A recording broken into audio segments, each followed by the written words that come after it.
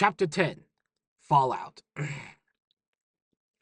Utopian Acres, Salad City suburb, 2 weeks later. Incredibly, Faustino had survived to be brought before the Myishi chairman. As soon as her skin grafts had taken, she was chopped out to Mayor Ray Shine's estate in Utopian Acres. Mayor Ray Shine, who also happened to be the chairman of Myishi Industries in Salad City, cut short a golf game to come especially to talk to her. Ray was a flamboyant character who didn't believe in dressing down for any occasion. Today's outfit was a yellow and pink checkered sweater with a matching peaked hat, tweed breeches, and argyle socks. The mayor parked his massive girth behind a desk set on ivory legs and poured a glass of purified water, leaving Faustino to squirm. He drank deeply, belched gently, and sighed. Ellie, Ellie, Ellie. What have you been getting up to up there in R&D? His voice was gentle, but Faustina knew him to be the most ruthless man she'd ever met. Ray, Chairman Shine, with respect, you know exactly what was going on. I told you. You did? Said Shine innocently. I can't seem to recall that conversation, and there doesn't seem to be a record of it. No, I'm afraid you're on your own this time, Eddie. A pity the press got a hold of that video. Developing a nuclear reactor? What were you thinking? Faustina bristled. I was thinking I could have saved this company. You saw the figures. I would have done it too. I know. If it hadn't been for the Supernaturalists running around with no clothes on. The Supernaturalists, said Faustino through gritted teeth. And they're a lot more dangerous than you give them credit for, even with their leader gone.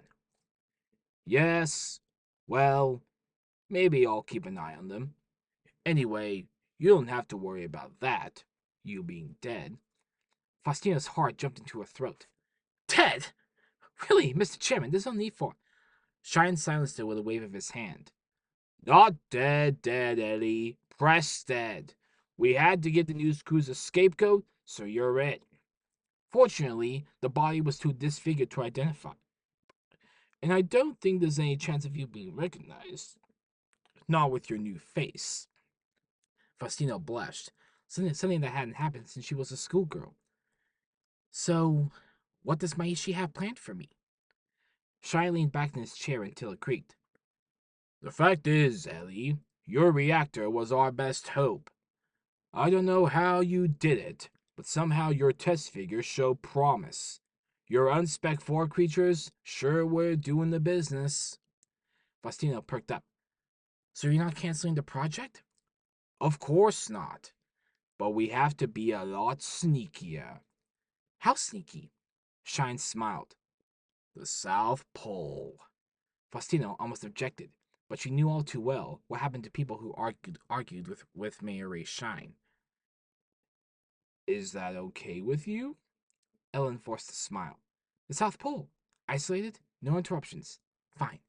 Mayor Ray Shine stood, straightening his checkered sweater. Good.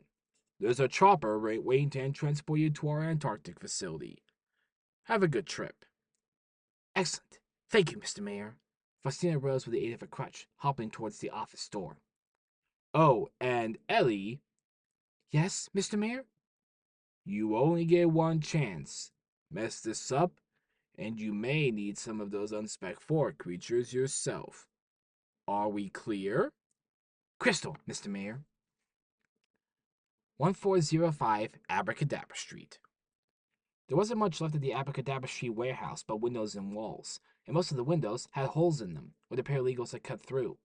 And for 2 weeks, the Supernaturalists cleaned, fixed, and grieved, trying to repair the damage done by Myishi. There was still a long way to go. We still have our bunks, said Mona, putting a brave face on it at the end of a particularly tiring day. Ditto kicked the ruptured remains of the refrigerator. Well, whoop-de-doo! Bunks, thank heaven for that. No food, though. Cosmo was trying to connect the salvaged hard drive to a gutted computer. Mona brought back some patzes earlier. She left them on the Pygmobile's engine. Maybe you're not interested in Patas anymore after the Halo incident. The Bartoli baby rubbed his hands together. Are you kidding? I couldn't hold a perfectly good foodstuff responsible for my weak stomach, he cackled, heading for the elevator. Patsas and bunks. What more could a young man ask for? Suddenly, a deep weariness settled into Cosmo's bones. He righted a chair and settled on it, but sitting down didn't seem to help. He barely had 4 hours of sleep in a row since they lost Stefan. Sometimes it all seemed so pointless. What do we do now? He asked Mono after several minutes' silence. Without him. Mono shrugged. Day by day, like we have been, like everybody else. There are big changes coming to Satellite City. More and more people living outside the footprint. In a few more years, they may not even be a satellite. We'll have to make our own way. At least we're alive, and at least we have friends. Cosmo wasn't ready for comfort just yet. But he kept us going. But he kept us together. He kept us going. Mona cleared her throat. You know, Cosmo, technically, back there in the laboratory, I did save your life. Cosmo was still staring at the floor.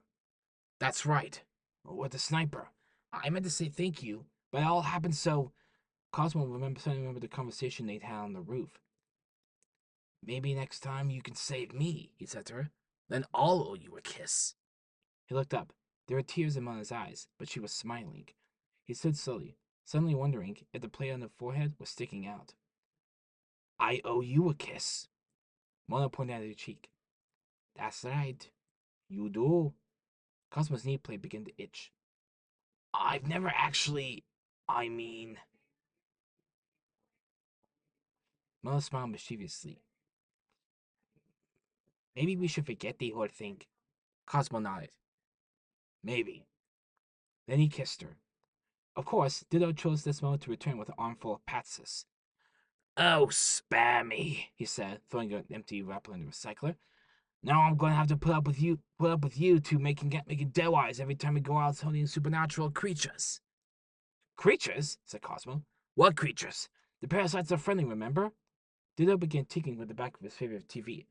Parasites? Who said anything about them? Let me tell you, there are a lot worse things than parasites. Just because you two can't see them doesn't mean they're there. I'm sensitive, remember? A Bartoli baby. Nothing hides from me. Ditto took a huge bite from his second patza. Believe me, he mumbled through a mouthful of food. The supernaturalist work is far from over.